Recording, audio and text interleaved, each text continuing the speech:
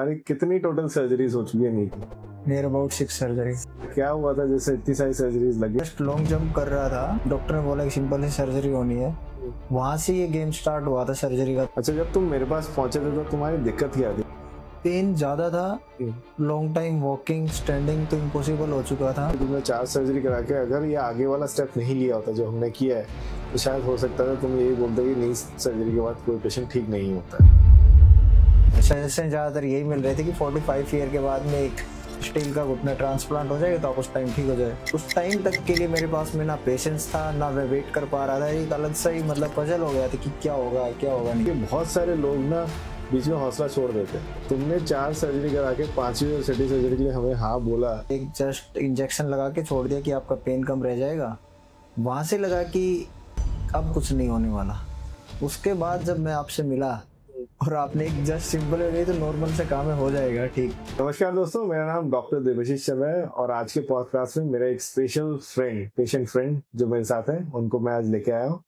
इस पॉडकास्ट में मैं बताना चाहता हूँ कि बहुत सारे पेशेंट्स बहुत समय परेशान रहते हैं, बहुत प्रॉब्लम से जूझते हैं, मल्टीपल सर्जरीज होती हैं और कंफ्यूज रहते हैं। तो मुझे लगता है कि इस पर्टिकुलर वीडियो में मैं जिसको साथ में लेके आया वो वन ऑफ द ऐसा ही पेशेंट है और कम्प्लीटली यंग एथलेटिक पर्सन है जिसने अपने बहुत सारे साल मतलब लाइफ के खराब हुए उसके बिकॉज ऑफ नी इंजरी। सो मैं वेलकम करता हूँ अंकित। हेलो अंकित। हेलो सर, कैसे हो अंकित? अभी फिट एंड फाइन। ठीक है अंकित, आज के इस वीडियो में मैं तुम्हें बहुत सारे सवाल पूछने वाला हूँ। ठीक है, आज सारे सवालों के जवाब देने। सबसे पहला, जैसे तुम्हारी बहुत सारी सर्जरी नी की हुई है तो सबसे पहले बताओ तुम्हारी एज, अभी करंट एज क्या है? 29। तुम क्या काम करते हो अभी? मैं पहले स्टूडेंट था, अभी एक स्ट्रक्चर इंजीनियर हूँ। स्ट्रक्चर इंजीनियर, ठीक है। सो तुम्हारी 29 एज है और तुम्हारी कितनी टोटल सर्जरीज हो चुकी है नी की? Near about 6 surgery. 6 सर्जरीज हो चुकी है। सर कौन सी एज से ये सर्जरी स्टार्ट हुई? ये मेरा पहला ऑपरेट हुआ था नी का 2016 में हिसार। हाँ, तो ये Then करीब उसके करीब बाद 9 साल का गैप हो चुका है। हाँ अच्छा, मुझे ये बताओ कि तुम्हारी नी में हुआ क्या था? ऐसा क्या हुआ था जैसे इतनी सारी सर्जरीज लगी और फर्स्ट इंस्टेंट किससे ये शुरू हुई थी दिक्कत? मैं जस्ट लॉन्ग जंप कर रहा था। 2016 की जो ईयर थी उसमें मेरे को थोड़ा जर्क महसूस हुआ, स्वेलिंग आई। उसके महीने 2 महीने बाद मैंने MRI करवाया। देन उसके बाद में पता लगा कि मनिस्कस टीयर है, तो उसके एक डॉक्टर ने बोला कि सिंपल सी सर्जरी होनी है। वहां से ये गेम स्टार्ट हुआ था, सर्जरी का दौर जो स्टार्ट होना था। और वहां पे सर्जरी होने के बाद में डॉक्टर ने बोला कि विद इन 6 मंथ्स ठीक हो जाएगा, लेकिन ऐसा नहीं हुआ।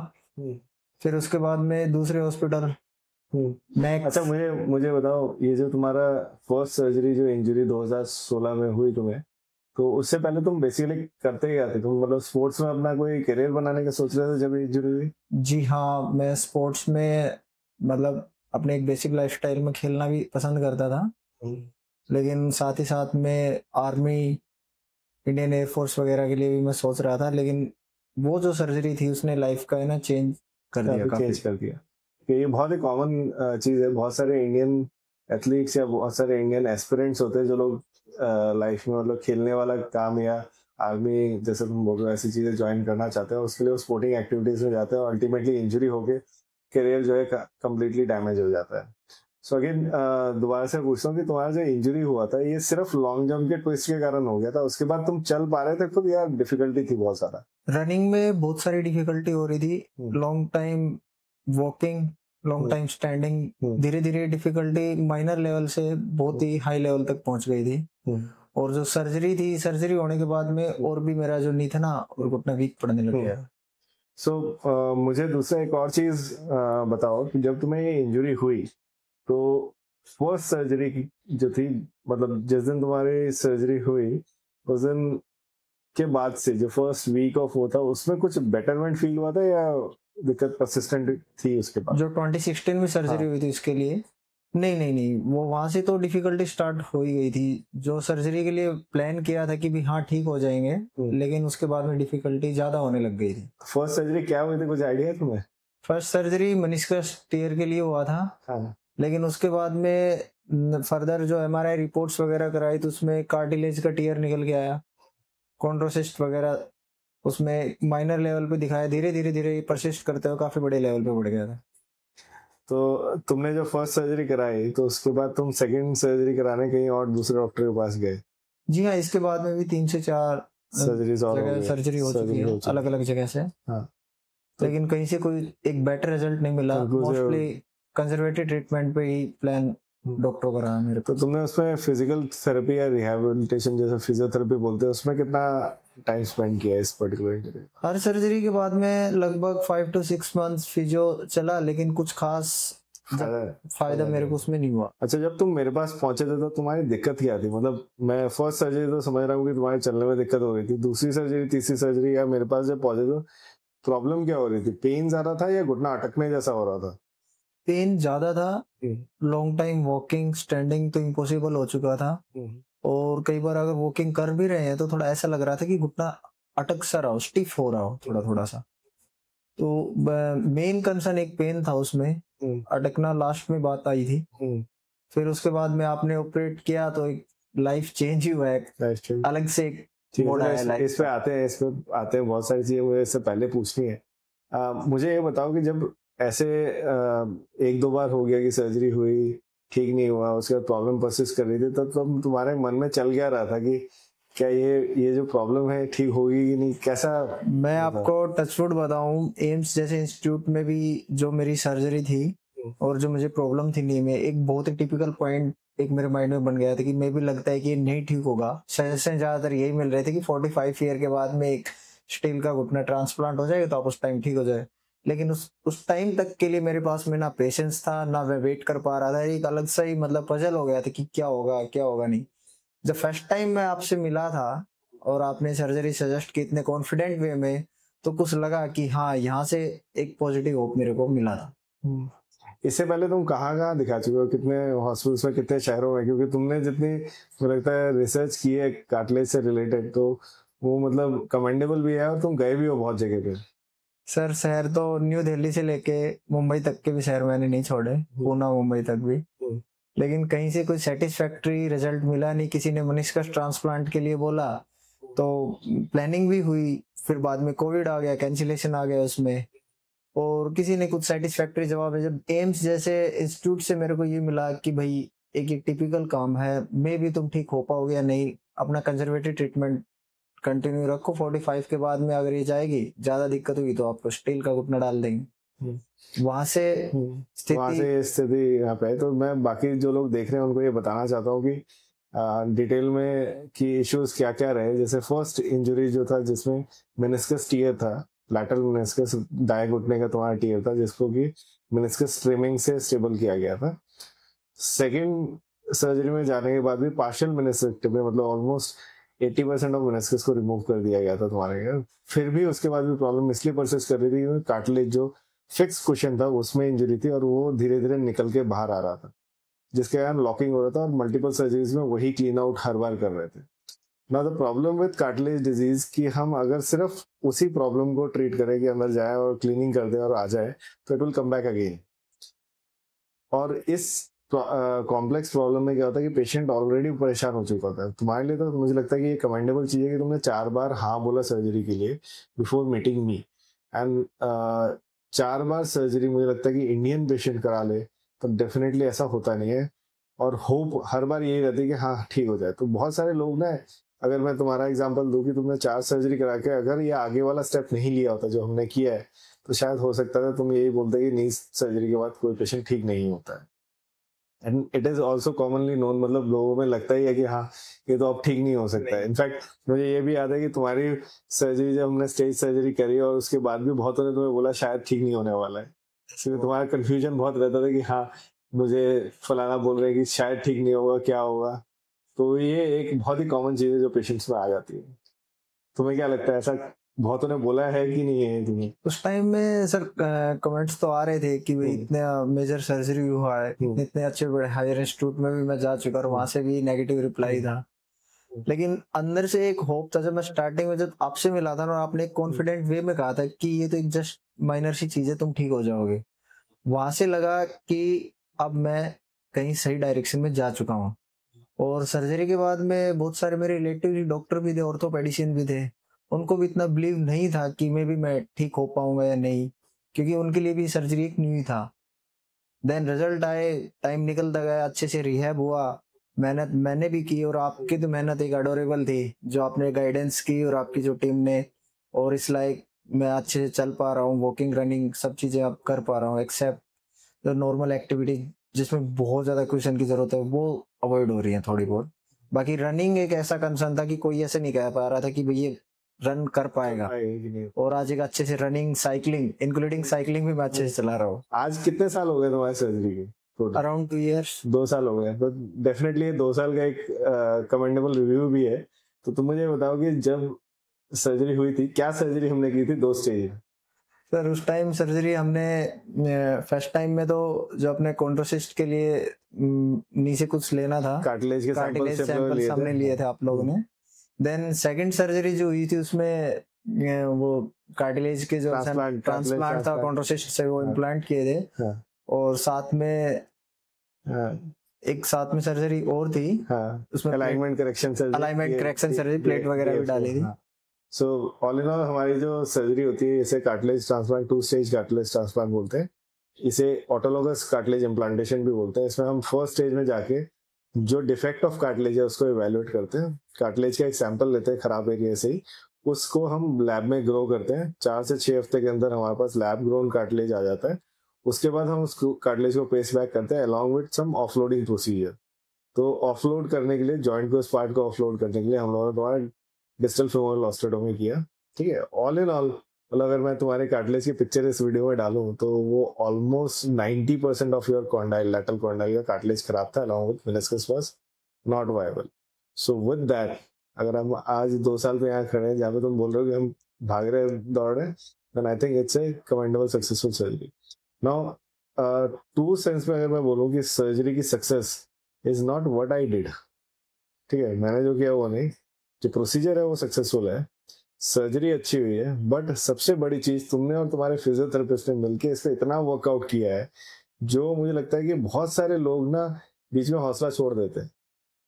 ठीक है, तो हौसला छोड़ना जो है ना वो पेशेंट के ऊपर है, और तुमने 4 सर्जरी करा के 5वीं और 6ठी सर्जरी के लिए हमें हाँ बोला, was one of the biggest thing which I feel कि लोगों में इतना पेशेंस ही नहीं होता है और वो हार मान के ना पहले हार मान जाते हैं। और मुझे लगता है कि ये बात लोगों को समझाना जरूरी है कि हार नहीं मानना है किसी भी एंड तक। हाँ, हो सकता है कि किसी एक बड़े इंस्टीट्यूट में वैसा सर्जन ना हो जो ये करता हो, कहीं और छोटे इंस्टीट्यूट में हो सकता है कोई एक सर्जन कार्टिलेज की सर्जरीज कर रहा हो, तो वहां पे भी अच्छे रिजल्ट आ सकते हैं। ये बहुत ही कॉमन है कि लोग बोलते हैं कि हमने एम्स में दिखाया, फलाना बड़े हॉस्पिटल दिखाया, उन्होंने रिफ्यूज कर दिया। टेक्निकली हो सकता है उस पर्टिकुलर प्रोसीजर को वहां पे कोई कर ना रहा हो या उनके हाथ में इसके अच्छे रिजल्ट्स ना हो, तो जरूरी नहीं है कि वो सर्जरी सक्सेसफुल नहीं हो सकती। सर इससे मेरे को याद आया, मैं स्पोर्ट्स इंजरी सेंटर में था, वहाँ पे अच्छे अच्छे स्पोर्ट्स का इनका रिहैब वगैरह के लिए गवर्नमेंट ने अच्छी फैसिलिटीज दे रखी हैं। वहां से भी ऑपरेट के बाद जो डेनाइल आया, उन्होंने प्लान किया कि हम एक सर्जरी करने जा रहे हैं, और उन्होंने आर्थोस्कोपी से देखा तो डेनाइल ही कर दिया, एक जस्ट इंजेक्शन लगा के छोड़ दिया कि आपका पेन कम रह जाएगा। वहां से लगा कि अब कुछ नहीं होने वाला। उसके बाद जब मैं आपसे मिला और आपने एक जस्ट सिंपल वे गई तो नॉर्मल से काम है, हो जाएगा ठीक, आप होप रखो, फिर उस एक मतलब आपका जो एक पर्टिकुलर वे ऑफ कंसर्न था ना उस टाइम पे, वहां से मेरे को एक बेटर जो बोलते हैं ना कॉन्फिडेंस मिला था कि शायद अब मैं एक अच्छे डॉक्टर के पास पहुंचा और शायद ठीक हो जाऊंगा। और दूसरा ये है कि जब मैं आपके पास में आया था तो नी की बहुत सारी चीज, टेक्निकल वर्ड्स वगैरह सब चीजें मेरे को याद थी। सर्जरी का रिजल्ट ऐसा आया कि मैं अब सब चीजें भूल चुका हूँ, मुझे याद करने की जरूरत ही नहीं है। तो भी फ्रेंड में बताऊं, जो प्रोसीजर वगैरह, ओट्स वगैरह, आपने जो ये सब थे, सारी चीज एक्सप्लेन कर दी, तो सारी चीजें पता थी। हाँ, और आज का दिन ऐसा है कि मुझे ध्यान ही नहीं है मेरी सर्जरी में क्या सर्जरी हुई थी। That's true. That gives the वो कि तुम्हारा जो stress है towards that thing is completely gone. Your problem has resolved. And उसके साथ ही तुम happy भी हो, happy तुम्हारे face से ही पता चल रहा है। And I know a lot of players, बहुत सारे players ऐसे हैं जो लोग लाइफ में ना अपनी एक्टिविटीज रोक के बैठे हुए हैं, और कार्टिलेज की इंजरीज को, क्योंकि इंडिया में बहुत ज्यादा लोग इसको ट्रीट नहीं करते, तो प्रिजर्वेशन सर्जरी की तरह सोचते नहीं। वो सोचते हैं कि हाँ चलो 40-50 का हो जाएगा तो नी रिप्लेसमेंट करवा लेगा। तो ये जो है एकदम गलत चीज है। मुझे लगता है इसके बारे में जितना तुम या तुम्हारे जैसे बहुत सारे पेशेंट जिनको मैंने ट्रीट किया है, और वो अगर आगे आके बोलते हैं that is the way we can convince कि yes these are successful surgeries. मैं तुम्हें बताता हूँ कि तुमने ये सर्जरी कराई, मेरे पास महीने में कम से कम 2 से 3 पेशेंट आते हैं, जिनमें से कभी कभी होता है कि वो 2 में से एक भी पेशेंट सर्जरी नहीं कराता है, क्योंकि बहुत सारे लोग पीछे से ये भी बोल देते हैं कि यार ये सर्जरी इसके रिजल्ट जो है सक्सेसफुल नहीं है और हो सकता है कि ये सर्जरी जो है फेल कर जाए। ठीक है, हाँ बहुतों के हाथों में फेलियर होता है, बट हमारे यहाँ पे इसके सक्सेस रेट अच्छे। एंड मुझे लगता है कि मैं 50 के ऊपर सर्जरीज ऐसी वाली कर चुका हूँ जिनमें कि सब में ये एक सक्सेसफुल रिजल्ट और एक सक्सेसफुल स्टोरी आई है, और मैं उन्हीं स्टोरीज को सबके साथ अभी डिस्कस करने वाला हूँ। और लोगों को ये लगता है कि हाँ किया होगा, लॉन्ग टर्म रिजल्ट क्या है, तो दैट्स वाई मैं सारे पेशेंट प्रिपेयर करके लेके जा रहा हूँ जिनके 2-2 4-4 साल हो चुके हैं, उनके साथ ये वीडियोस बना रहा हूँ। आई फील कि इससे लोगों का एजुकेशन हो और वो लोग हैप्पी फील करें। अगर तुम ऐसे कार्टिलेज के पेशेंट्स जो यंग पेशेंट्स हैं जिनको नी की इंजरी हुई है, उनको कोई मैसेज देना चाहते हो, उनका ठीक है, सिंपल से सर, क्योंकि तुम इससे परेशान हो चुके हो और तुम ही मुझे लगता है कि राइट पर्सन हो जो लोगों को ये बता सके कि हौसला नहीं हारना चाहिए। सिंपल सा मैसेज ये है कि आप कंजर्वेटिव ट्रीटमेंट के चक्कर में ना पड़ के एक अच्छे से डॉक्टर को, ऑर्थोपेडिशियन को दिखाइए। और जो ये सर्जरी है, जो मेरी इसकी सक्सेस रेट स्टार्टिंग में मेरे को भी लगा था मे भी ना मिले, लेकिन अब जो मैं 2 साल में फील कर रहा हूँ और जो मेरी एक्टिविटीज हैं उनको देख के लगता है कि 101% सक्सेसफुल सर्जरी है। और इसके लिए मेरी नज़र में जो फिलहाल, जो मेरे लिए तो मैं भगवान ही कहूंगा, क्योंकि उस टाइम में जब लगा था कि सब जगह से अच्छे अच्छे इंस्टीट्यूट से जो डेनाइल आया था और जिनसे मैं ठीक हुआ हूँ, तो वो कहते हैं ना कि ऊपर आसमान नीचे भगवान, तो सर डॉक्टर देवाशीष सर ही थे मेरे लिए। और मैं थैंकफुल भी हूँ कि इनकी गाइडेंस, इन्होंने कॉन्फिडेंस जो दिखाया मेरे पे और मेरे को आज मैं ठीक हूँ। I am very thankful to you sir. Thank you uncle, and thanks for watching this video. अगर आपको ऐसी कोई प्रॉब्लम है और या आपके जान पहचान में ऐसा कोई नी का पेशेंट है जिसके कार्टिलेज में इंजरी है और बहुत परेशान है, तो उनको बोले परेशान ना हो, किसी भी स्टेज पे हम सर्जिकल एक्सपर्टीज इतनी अच्छी हो गई है, सर्जिकल प्रिसिजन इतना बढ़ गया है कि हम बहुत सारी चीज़ों के साथ पेशेंट को ठीक कर सकते हैं। तो अगर कोई ऐसा है आपका जो सफ़र कर रहा है, तो आई थिंक उसको अंकित की ये वीडियो ज़रूर दिखाएं और उसको मोटिवेट करें, and do take a consult from us. अगर कोई भी सवाल है इससे रिलेटेड तो नीचे जरूर कमेंट बॉक्स में पूछे, मैं जवाब दूंगा। अगर आपको ऐसा कोई प्रॉब्लम वाला बंदा भी दिखाई देता है तो नीचे दिए गए नंबर पर कॉन्टैक्ट भी कर सकते हैं। Thanks for watching this video. So ये है अंकित के आर्थ्रोस्कोपिक पिक्चर, जिसमें कि हमने देखा कि बहुत सारे लूज बॉडी पड़े हुए हैं, कार्टिलेज का एक डैमेज पार्ट है। इसके बाद जो एक्सरे है वो दिखाई दे रहा है हमें, जिसमें कि स्कैनोग्राम कराया है। स्कैनोग्राम में हमारा जो अलाइनमेंट है वो नॉर्मली होना चाहिए, और इनके केस में राइट नी में वैल्गस दिखाई दे रहा था, मतलब कि अंदर की तरफ झुका हुआ है। इसके बाद जब हम उनकी एमआरआई को देखते हैं तो एमआरआई में लैटरल फीमोरल कंडाइल में कंप्लीट आर्थराइटिक चेंजेस है, अलॉन्ग विथ उनके जो मेनिस्कस है वो मेनिसेक्टोमी वाले चेंजेस दिखाई दे रहे हैं। अगला एक्सरे जो हमारा है इंट्रा ऑपरेटिव अलाइनमेंट है, जो कि वैल्गस की तरफ है, जिसको हमें ऑस्टियोटोमी की है। इसके बाद हम लोग जो व्यू देख रहे हैं उसमें हम कार्टिलेज की कंडीशन देख रहे हैं। कार्टिलेज उनका लैटरल फीमोरल कंडाइल का कम्प्लीटली ख़राब गया था, और उसको हम लोगों ने जब साफ़ किया तो एक बड़ा सा गैप दिखाई देने लगा। इस गैप को हमने कार्टिलेज के फिलर के साथ भरना शुरू किया। कार्टिलेज का जो फिलर है ये ऑटोलोगस इम्प्लांटेशन से बनाया जाता है, मतलब कि हमने कार्टिलेज के सेल उनके ही लिए उसको लैब में ग्रो किया, ग्रो करके वापस ला के उसे हमने 6 हफ्ते बाद सेम पोजीशन में लगाया जहाँ पे कार्टिलेज का एक बड़ा सा गैप था। ये जो हम सिरिंज से इसको भरते हुए देख रहे हैं, ये हमारा कार्टिलेज ट्रांसप्लांटेशन का सेकेंड स्टेज है। जब कार्टिलेज ट्रांसप्लांट हो जाता है तो इस तरह से दिखाई देता है, जो कि कम्प्लीटली पैचअप हो चुका है। अब हमारा नया कार्टिलेज जो है उसके ऊपर लगा दिया गया है। उसके बाद हम देख सकते हैं कि अलाइनमेंट करेक्शन सर्जरी जो हमने की है, फीमर में कट लिया है, उससे हमारी अलाइनमेंट जो है चेंज हो गई है। पोस्ट ऑपरेटिव स्कैनोग्राम है, जिसमें कि माइल्ड वेल्गस था, उसको हमने शिफ्ट करके माइल्ड वेरस में कन्वर्ट किया, क्योंकि उनके लैटरल जॉइंट पे स्पेस बिल्कुल नहीं था। तो वेट बेरिंग हमने सेंट्रल मूव करने के कारण मीडियल जॉइंट साइड्स में, मीडियल साइड पे जो है उनका वेट गिरना शुरू हो गया। इसके बाद उनके ये रेंज ऑफ मोशन की वीडियो है, जो कि करीब करीब 6 हफ्ते से 3 महीने के बीच में, जिसमें उन्होंने 110 degree range of motion gain कर लिया। उनकी लॉकिंग की जो प्रॉब्लम थी वो कम्प्लीटली सॉल्व हो चुकी थी। मूवमेंट भी अच्छा था, पेन फ्री मूवमेंट आ रहा था उनका। ये मूवमेंट के साथ उनकी वॉकिंग की चाल है, जिसमें वो चल पा रहे हैं अच्छे से। बिना किसी लिम्प के। ये 6 हफ्ते से 3 महीने के बीच की वीडियो है, जिसमें कि बिना पेन के साथ वो चल भी पा रहे हैं। आप उनका कंफर्ट देख सकते हैं कि उन्होंने कितना इम्प्रूवमेंट किया है, अलॉन्ग विद कि उनकी, अगर हम सीढ़ी चढ़ने की वीडियो देखें तो उसमें काफ़ी अच्छे से वो सीढ़ी चढ़ना उतरना भी कर पा रहे हैं, और अल्टीमेटली वो काफ़ी खुश हैं, जिस पे वो अपनी सारी हैप्पीनेस को जाहिर कर रहे हैं। तो होपफुली ऐसे बहुत सारे पेशेंट हैं जो कार्टिलेज के प्रॉब्लम से जूझ रहे हैं, वो इस वीडियो को देखें और इससे इंस्पिरेशन लेके अपने कार्टिलेज ट्रांसप्लांटिंग के बारे में सोचें। कार्टिलेज ट्रांसप्लांट 2 तरीके होते हैं। एक 2 स्टेज कार्टिलेज ट्रांसप्लांट, जिसमें कि हम अपने बॉडी के सेल्स को ही लैब में ग्रो करके पेस्ट करते हैं along with alignment correction surgery, जो कि हमने अंकित के केस में किया। और कभी कभी हम 1 स्टेज भी करते हैं, जिसमें कि हम कार्टिलेज के फिलर्स यूज़ कर सकते हैं। ऑटो कार्ट बोल के एक चीज़ होती है, अपने ही जॉइंट के अच्छे कार्टिलेज को लेके ऐसी जगह पे डाल देते हैं जहाँ पे डैमेज हो चुका हो। या कभी कभी ओट्स बोल के एक और चीज़ होती है, जिसमें हम एक बोन प्लग विद कार्टिलेज लेके भी अच्छे एरिया में डाल देते हैं डोनर साइड से। तो ये बहुत सारे डिफरेंट प्रोसीजर्स हैं जो कि अलाइनमेंट करेक्शन सर्जरी के साथ किए जाते हैं। तो मुझे लगता है इसके लिए अगर आपको कोई भी डाउट है उसके बारे में पूछें। And if you like this video, do like and share. अपने सवाल और अपने क्वेश्चंस इस नीचे दिए गए नंबर पर व्हाट्सएप भी कर सकते हैं।